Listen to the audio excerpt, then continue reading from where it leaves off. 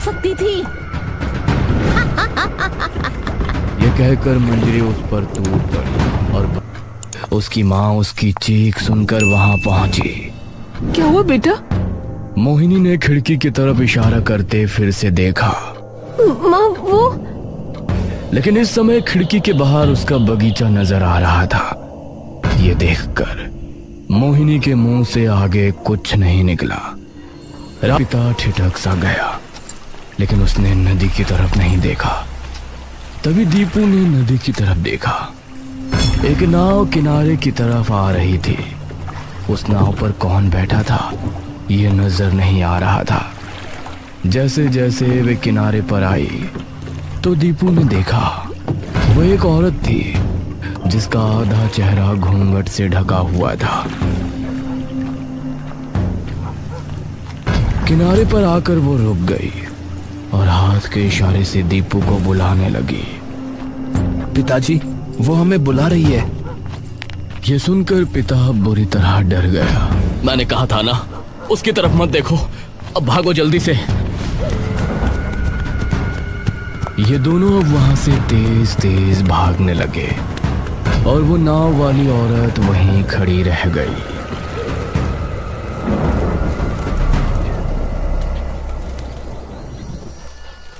एक महीने बाद दोपहर का समय था।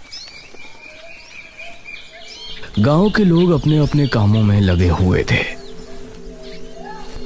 उसी समय एक जोड़ा टांगे में बैठा गांव में आया। आइए बाबूजी, मधुपुर आ गया।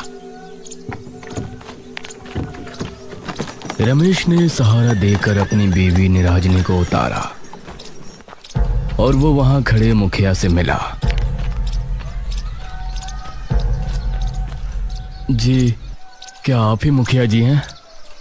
हाँ, मैं ही यहाँ का मुखिया हूँ। मुखिया जी, ये कौन है? ये मेरे बचपन के दोस्त भानु प्रताप का बेटा रमेश है। पेशे से लेखक है। बहू गर्भान्य है तो शहर के करीब रहना चाहते हैं। अब हमारा गांव तो शहर के बहुत करीब है ना, इसलिए ये आज से यहीं रहेगा। आपका बहुत बहुत शुक्रिया मुखिया जी।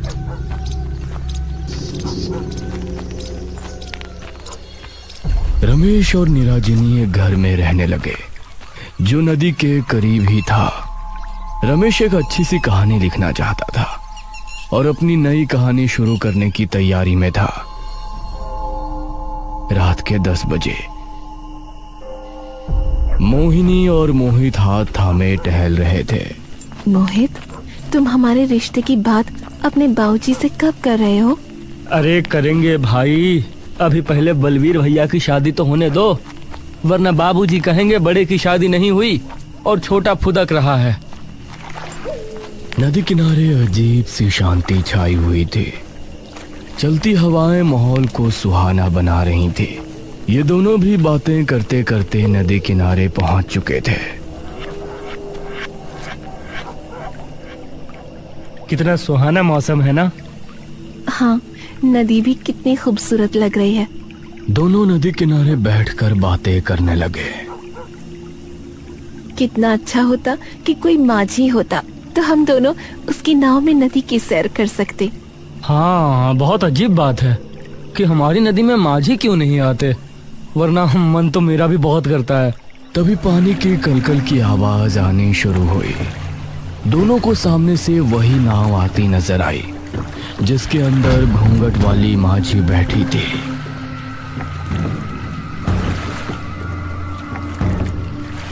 अरे वाह, ये तो बहुत अच्छा हुआ। वो देखो, माझी आ रही है। माझी किनारे पर आ गई और उसमें बैठी औरत शांत रही।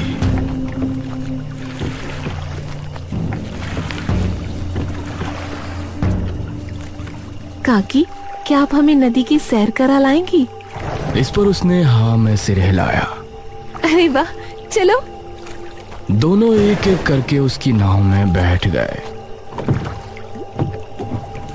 और फिर उस औरत ने नाव चलाना शुरू किया। धीरे धीरे नाव आगे बढ़ रही थी। पानी की आवाज बहुत ही मधुर लग रही थी और ये दोनों बहुत खुश थे। मोहिनी ने पानी हाथ में उठाकर मोहित पर फेंका। ये लो। अरे तो मोहित ने भी वही क्रिया दोहराई और फिर दोनों हंसने लगे। नाव अब नदी के बीचों बीच थी और वो माझी बिल्कुल चुपचाप नाव चला रही थी। ये कुछ बोल क्यों नहीं रही है? जी, क्या आप सच में कोई माझी है या फिर आप भी हमारी तरह शहर को निकली हैं? ये सुनकर वो औरत तेज तेज चप्पू चलाने लगी। नाव की रफ्तार बढ़ गई और ये दोनों शांत भाव से उसको देखने लगे। तभी हवा चली और उसके चेहरे से घूंघट हट गया। उसकी चाल, चमकती आंखें और भयानक चेहरा जैसे इन दोनों ने देखा तो इनके डर का ठिकाना नहीं रहा। मोहिनी उसका चेहरा देख सहम गई और बेहोश हो गई।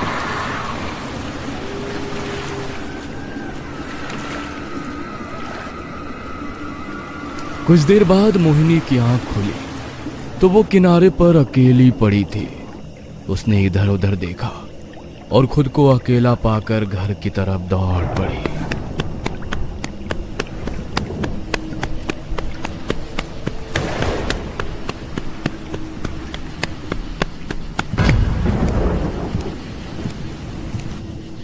मोहिनी, अरे तुम कहाँ गई थी और कहाँ से आ रही हो इतनी रात में?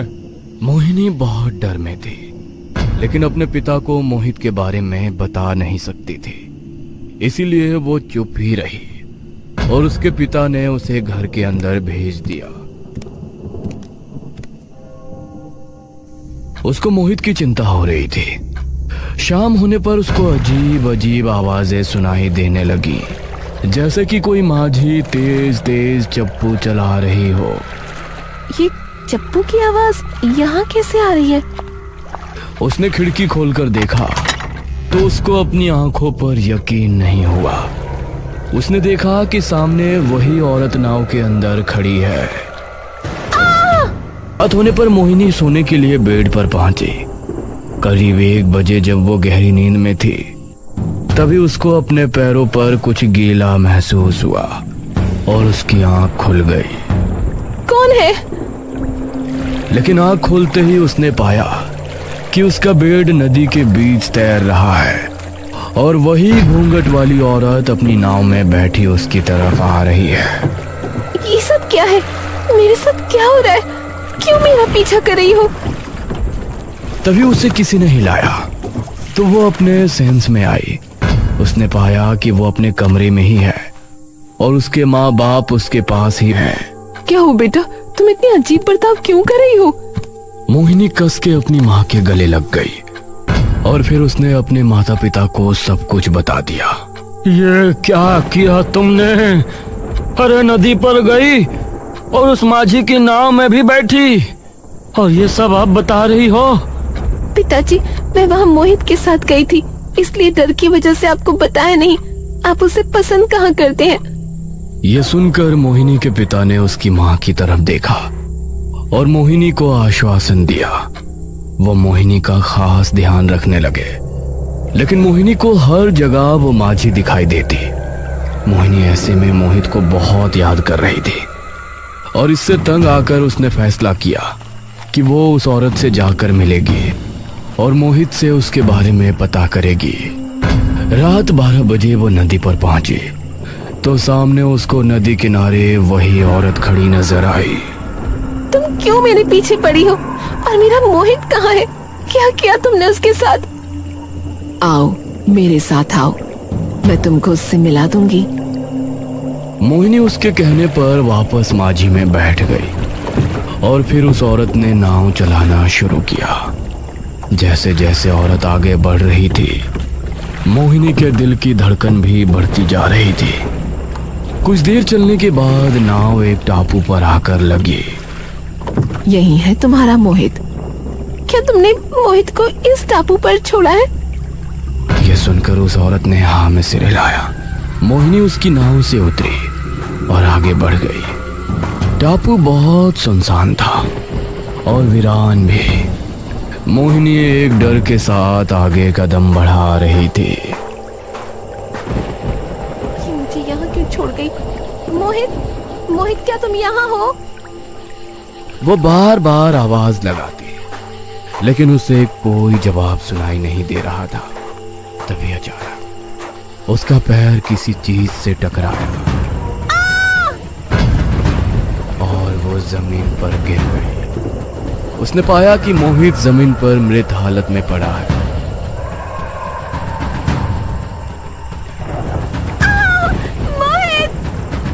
मोहिनी अब चीखती चिल्लाती वहां से वापस नदी की तरफ भागी। तभी वही नाव वाली औरत अचानक से उसके सामने आ गई और भयानक अंदाज में बहुत जोरों से चिल्लाई। अगले दिन मोहिनी के गायब होने की खबर गांव में बुरी तरह फैल गई। मुखिया जी, कुछ गांव वाले और रमेश भी वहां मौजूद थे। इस माझी का शिकार अभी तक कितने लोग हो चुके हैं, पता नहीं हमें उससे कब छुटकारा मिलेगा। मुखिया जी, ये किस माझी की बात कर रहे हैं आप, मुझे बताइए। रमेश, उस नदी के किनारे एक औरत एक माझी है, रात के समय पर नजर आती है और कोई गलती से भी उसकी नाव में बैठ जाता है तो वो गायब हो जाता है या कुछ ही दिनों में उसकी मौत हो जाती है। लेकिन ऐसा क्यों? कौन है वो माझी और वो ऐसा क्यों कर रही है? कई सालों पहले नदी पर बहुत से माझी रहा करते थे। सभी माझी नाव में बैठाकर यात्रियों को दूसरे छोर पर छोड़कर आते थे। उन्हीं माझियों में एक था किशन। किशन की बीमारी के चलते मौत हो गई थी और उसकी मौत के बाद उसकी पत्नी मंजरी बेसहारा हो गई थी। इसीलिए एक दिन वो किशन की नाव लिए नदी पर पहुंची।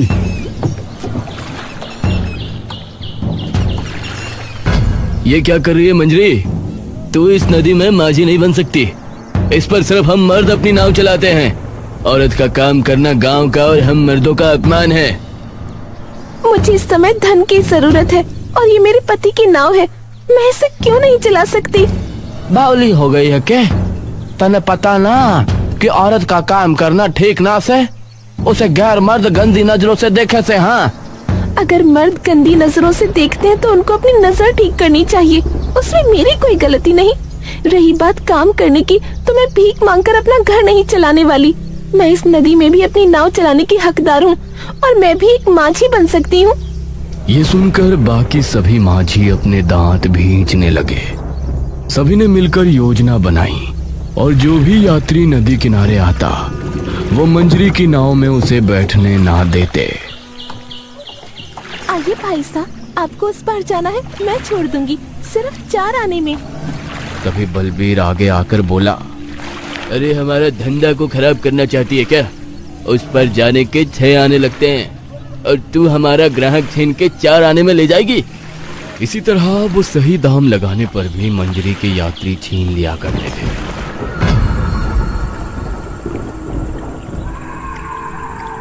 एक रात मंजरी अपनी नाव में सवार नदी किनारे बैठी थी और उसी समय एक माझी अपनी नाव के साथ वहां मौजूद था, जिसने अपना चेहरा गमछे से छिपाया हुआ था। एक आदमी अपने छोटे भाई के साथ नदी किनारे पहुंचा। उसका छोटा भाई का सर फटा था और उसको गंभीर चोट आई थी। भाई साहब, मेरे भाई को जल्द ही वैद्य जी के पास ले जाना होगा, वरना इसकी मौत हो जाएगी। आइए भाई साहब, मेरी नाव में आइए। अरे चुप कर भाई साहब, आप मेरी नाव में आओ, मैं जल्दी पहुंचा दूंगा। शुक्रिया भाई, लेकिन मेरे पास पैसे नहीं है, मैं कल आपको दे दूंगा। अरे ये क्या कह रहे हो? पैसे नहीं है तो हम लेकर भी नहीं जाने वाले, पहले पैसे लेकर आओ। उस माझी ने गंभीर हालत में देखते हुए भी उसको ले जाने से इनकार कर दिया। भाई साहब, आप मेरी नाव में बैठ जाइए, मैं आपको छोड़ देती हूँ, आप पैसे मत देना। आपका बहुत बहुत शुक्रिया बहन। वो आदमी अपने भाई को मंजरी की नाव में बैठाने ही वाला था कि तभी बस बहुत हुआ इस मंजरी का, अब हम इसकी मनमानी नहीं चलने देंगे। यह हमारा धंधा चौपट करके ही मानेगी। अगर तुमको बिना पैसों के नहीं जाना तो मुझे इसे ले जाने दो। बेचारा कितने दर्द में है, आपको दिखता नहीं। इसको जल्दी ही वैद्य के पास नहीं ले जाया गया तो इसकी मौत हो जाएगी। हाँ दिख रहा है, लेकिन हम तुझे फ्री में नहीं ले जाने देंगे। मैं इसे आज बैग तक पहुंचा कर रहूंगी। ये सुनकर उस माझी को गुस्सा आ गया।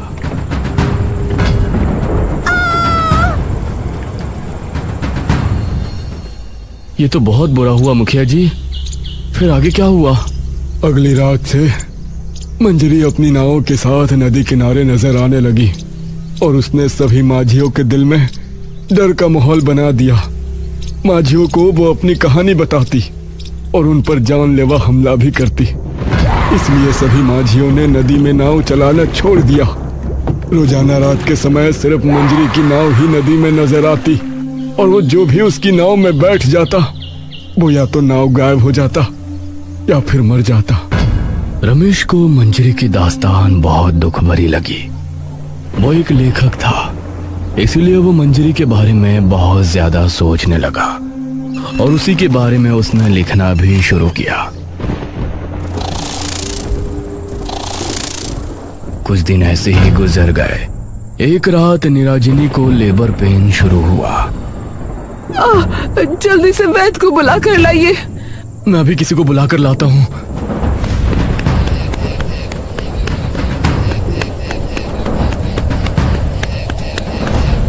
रमेश मुखिया के घर पहुंचा तो वहां हवेली के बाहर ही एक आदमी बैठा हुआ था।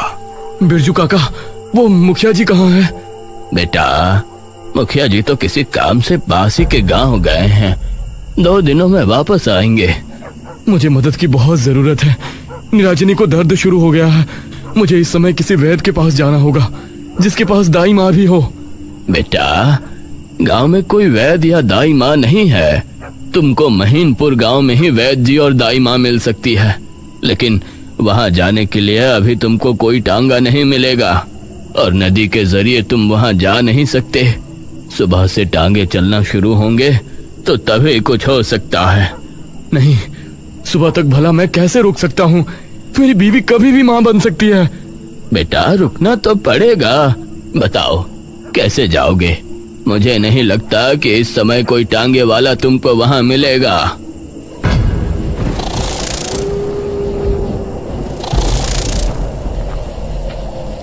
रमेश निराजनी को लेकर सरहद पर रवाना हो गया, जहां एक तरफ नदी थी और उसके ऊपर पुल जा रहा था। उसने देखा कि पुल काफी ऊंचाई पर है और वहां कोई भी टांगा नहीं है। क्या करूं? अब तुमको कैसे लेकर जाऊं मैं? तभी नाव के पतवार और चप्पू की आवाज सुनाई दी। उसने देखा कि नदी किनारे नाव लेकर मंजरी आ रही है। उसे देखकर एक पल को रमेश संट रह गया, लेकिन तभी निराजनी। रमेश को अब कुछ समझ नहीं आया और उसने निराजनी को उठाया। संभल कर निराजनी।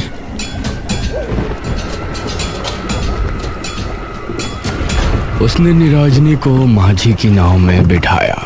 हमें अगले छोर पर जाना है, महिमपुर गांव। मेरी बीवी को वैद्य जी और दाई माँ की सख्त जरूरत है। ये सुनकर माझी ने नाव चलाना शुरू किया। आधी रात के समय किसी के साथ नाव में सफर करना, ये जानते हुए भी कि वो एक आत्मा है, ये बहुत ही डरावनी बात थी। लेकिन आज रमेश ने ठान लिया था कि वो अपने होने वाले बच्चे और निराजनी की जान बचाकर रहेगा। नाव धीरे धीरे आगे बढ़ रहा था। निराजनी बहुत दर्द में थी और वो मंजरी के बारे में नहीं जानती थी, इसलिए उसका पूरा ध्यान अपने दर्द पर था। पता नहीं आज मैं जिंदा बचूंगा या नहीं। पता नहीं ये आत्मा हमें सही सलामत वहां महिमपुर छोड़ेगी भी या नहीं। सामने कुछ ही दूरी पर अब इन दोनों को किनारा नजर आ रहा था। रमेश को इस बात की खुशी थी कि अभी तक मंजरी ने उसके साथ कुछ गलत नहीं किया। ये देखकर रमेश को थोड़ी राहत मिली। आप इतनी देर में क्यों नाव चला रही हैं? मुझे दर्द हो रहा है, जल्दी कीजिए ना। ये सुनकर मंजरी को गुस्सा आ गया और वो तेज तेज चप्पू चलाने लगी। क्या हुआ रमेश? ये इस तरह क्यों बर्ताव कर रही है? तभी मंजरी के चेहरे से घूंघट हट गया और इन दोनों ने उसका भयानक चेहरा देखा।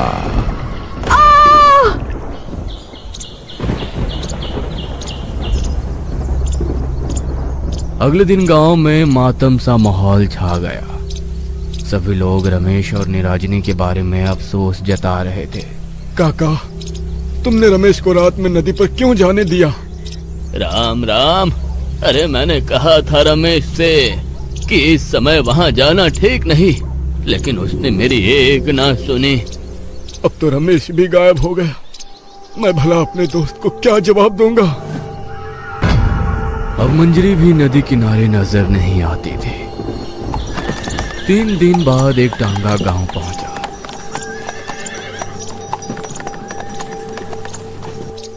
जिसके अंदर से रमेश और निराजनी को उतरता देख सभी हैरान रह गए।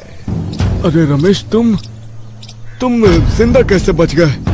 रमेश और निराजनी को उसके बच्चे के साथ सही सलामत देखकर सभी खुश थे, लेकिन ताज्जुब भी थे कि मंजरी की आत्मा ने उनको कैसे छोड़ दिया। मुखिया जी, मैं एक लेखक हूं और मैं जानता हूं कि हर आत्मा तब तक ही भटकती है जब तक उसकी आखिरी ख्वाहिश पूरी नहीं हो जाती। मंजरी की आखिरी ख्वाहिश थी उस आदमी को वैद्य के पास छोड़कर आना, और जब मैं निराजनी को लेकर उसकी नाव पर पहुंचा तो उसको निराजनी में वही इंसान दिखाई दिया। उसने हमें उस पार पहुंचाया और इस तरफ उसकी आखिरी ख्वाहिश पूरी हो गई। अब मंजरी नदी पर कभी नजर नहीं आएगी। यह सुनकर सभी गांव के लोग खुश हुए और गांव का एक आदमी बलबीर भी बहुत खुश था।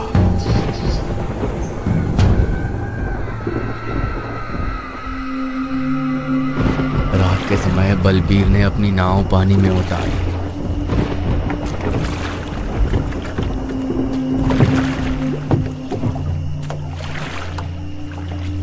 उस मंजरी को मारने के बाद इतने सालों बाद नदी में नाव उतारी है।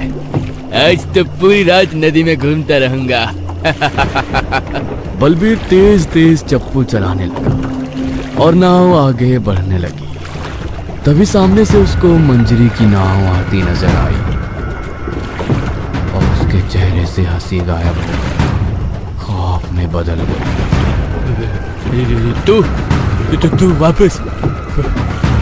वापस कैसे आ गई?